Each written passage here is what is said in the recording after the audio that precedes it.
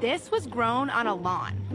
This was literally just a lawn about a year and 3 months ago. A lawn with grass, and then I turned it into this giant garden. This is actually my first garden, basically. The perfect lawn is an American pastime. We love our lawns so much, they take up 63,000 square miles in the U.S., which is roughly the size of Florida. We mow, fertilize, and water them. But what if instead of using those resources and that time and that money to make our lawns the perfect monoculture, we actually grew something, like food or habitat for animals? So I want to know, is there a better way to use our lawns? To find out, I visit Rob Greenfield, a community activist in Orlando, Florida, where he's teaching his neighbors how to convert their lawns into food gardens.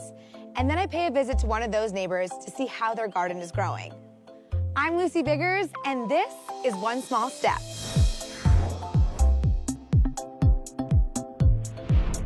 The costs associated with keeping our lawns green are pretty steep. Americans use roughly 7 billion gallons of water every day to irrigate them. That makes lawns the single largest irrigated crop in the country. And it's not just water. In 2012, Americans used roughly 59 million pounds of pesticides on their residential properties. And we can't forget the millions of tons of fertilizer we apply each year. The EPA estimates 40 to 60% of the fertilizer we apply to our lawns can end up in our drinking water, lakes, streams, and oceans. Not okay. Not to mention, lawnmowers are loud and annoying. Who hasn't had a Saturday morning in the summer completely ruined by the sound of a lawnmower? With pesticides, fertilizers, and gas-guzzling gadgets, lawns just aren't sustainable. That's why we came here, to the neighborhood of Audubon Park in Orlando, Florida, where growing food on your lawn is a common sight.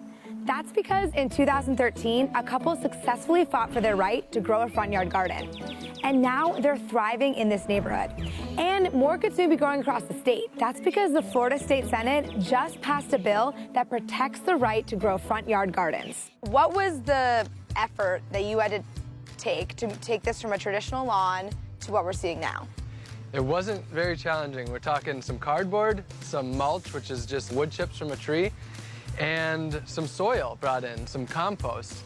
And that took a lawn to a garden. Within 3 or 4 months, it was producing $500 or $600 worth of food every month. Wow. And I know a lot of people in America are obsessed with their lawns and they want to keep them perfect and they water them, they fertilize them. Do you think that this is any more effort than keeping a green lawn? I'm dealing with some major diversity here, so I do think a lawn in many ways is easier. But of course, it's worth it. I get to eat 50 different plants and I only put in a little more work, and I've already produced thousands of dollars worth of food out of it. This uses a lot less money and a lot less water than a traditional lawn. The money that I do spend is actually returned tenfold.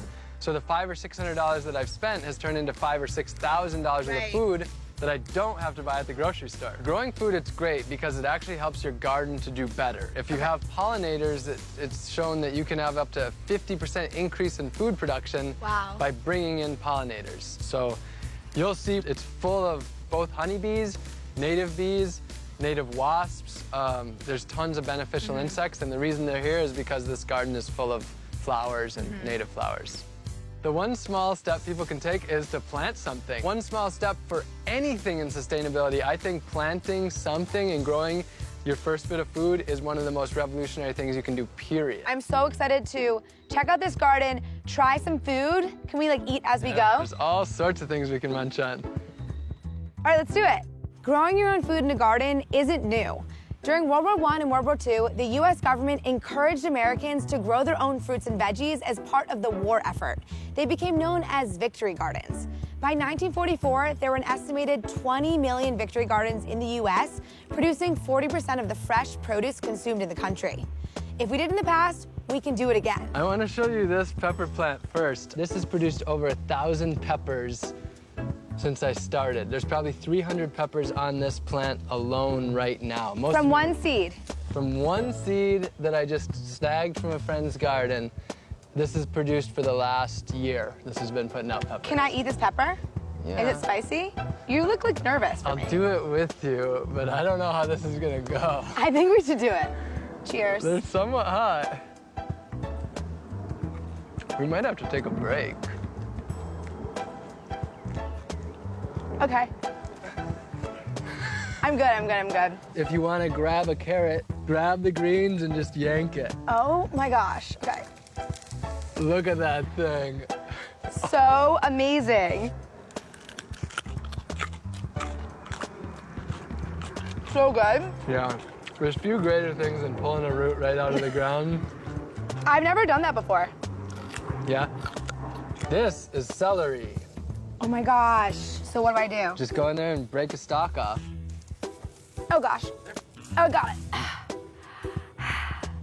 Cheers. Cheers. It's more flavorful than the grocery store. Way more flavorful. It's like denser and sweeter. Yeah. I've never eaten healthier than I have in the last 30 minutes. Really? Growing your own food can help fight climate change by reducing your carbon footprint. With a garden in your yard, zero gas has to be burned transporting the food to your plate. Rob's garden was so impressive, but also a little intimidating. That's why I'm so excited to check out the garden of Chloe Destine. She took one of Rob's free gardening classes last year, and now she's become a gardener in her own right. It's so beautiful. Thank you so much for having us. Thanks for coming. So when did you decide to start turning your lawn into a garden?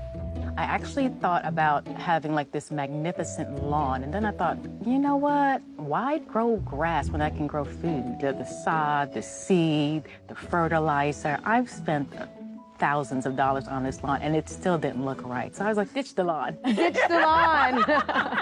Ditch the lawn. We're gonna plant some food on here. And you took Rob's gardening lesson? Yes, I sure did. That was my first course that I ever took, and I went. I liked his method. And I think a lot of people are intimidated by gardening, so what would be your advice to like the beginning gardener?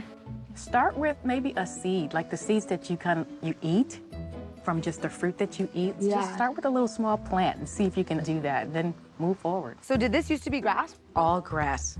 This time last year, grass. This time last year, grass. Wow. Yes. This is my garden/food forest.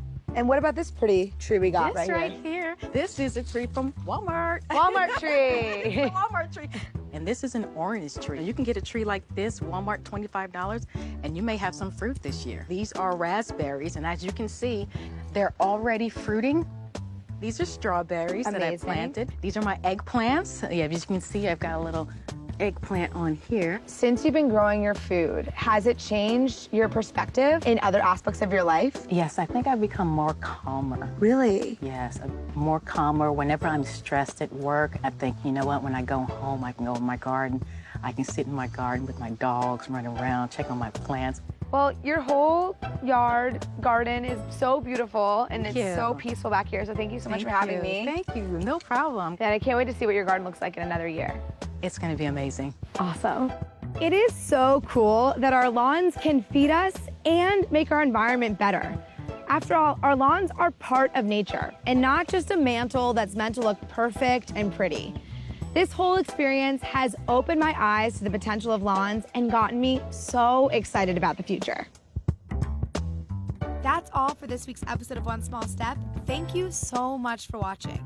If you liked it, please share it, and we'll see you next time.